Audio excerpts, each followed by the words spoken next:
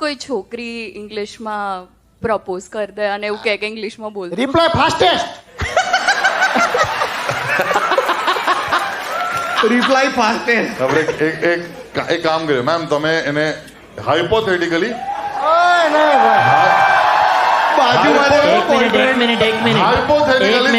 એક મિનિટ આ આખા આઈડિયાની ઉપજનું કારણ જ તમે પોતે છો, બરાબર? અમારામાંથી કોઈ આવું મગજમાં વિચારી નહોતું આવ્યું.